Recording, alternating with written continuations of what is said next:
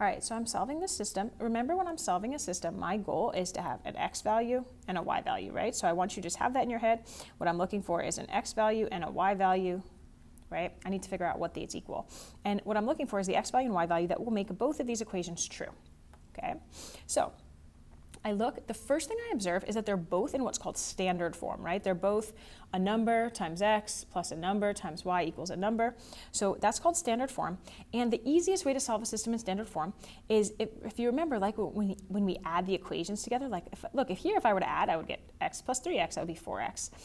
5 plus 2y, that'd be 7y. So that's actually not good. What I want is to be able to add these equations and one of the variables just cancels out. So, what I'm looking for is a way I could make that happen. And now remember, the kinds of things that cancel out is like if I have like a 2x minus 2x, or if I have like a negative 5y and 5y, right? Like those are opposites and those are gonna cancel, those are gonna equal 0.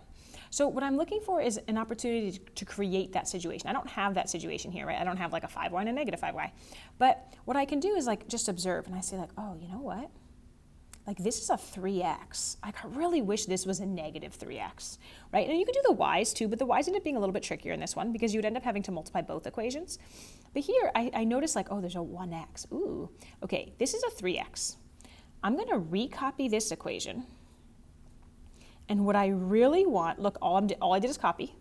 What I really want is for this 3x to be stacked underneath a negative 3x, right? Because then that's gonna cancel. So that's what I want. Okay, so how can I make this, right now this is a 1x, what can I multiply this equation by to make it a negative 3? Oh, well, negative 3. Here, let's erase this.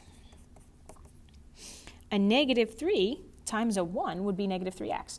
Now, I have to multiply the whole equation because I have to keep it, a true equation. I can't just turn this into a negative 3. So negative 3 times 1x, that's negative 3. Negative 3 times 5y, that's negative 15y. And careful, don't forget this part, negative 3 times 21, that's negative 63. All right, so now when I add the equations, look, negative 3 plus 3, cancel. Negative 5 plus 2, this is negative 13y. Please keep track of your variables, right? This one's a y, equals negative 65. And then I'm going to solve this equation. Y is being multiplied by negative 13. I'm going to divide by negative 13. And I get y equals 5. And then, okay, y equals 5, now I need my x value, right? So look, I'm halfway done. I'm gonna put my y value here. Okay, and make sure you keep track of the letter, right? Like if you were to write x equals 5, you're gonna end up with the wrong answer. Now we're just gonna plug into an equation. It doesn't actually matter which one. I'm just gonna I'm gonna choose this one. And I'm gonna plug this y into it. So I'm gonna write x plus 5y equals 21. And I'm gonna plug this y in. And then I'm going to solve, right? So this is x plus 25 equals 21, and I'm going to subtract 25 from both sides, and I get x equals negative 4. And if I'm working on a final exam and I just want to make sure that's correct, what I'll probably do is just check it with the other equation. So I'll take this equation, right, and I'll just plug it and make sure that works. So like 3x plus 2y equals negative 2. So let's see, my x is negative 4, and my y is 5. Let's just check. That's 3 times negative 4, that's negative 12 plus 10 equals negative 2. Oh yeah, that's true. If I put negative 12 plus 10 even in your calculator, that's fine, right? You'll get negative 2. Okay, all right. Last problem, is this a function? Okay, a function is where each input has one output.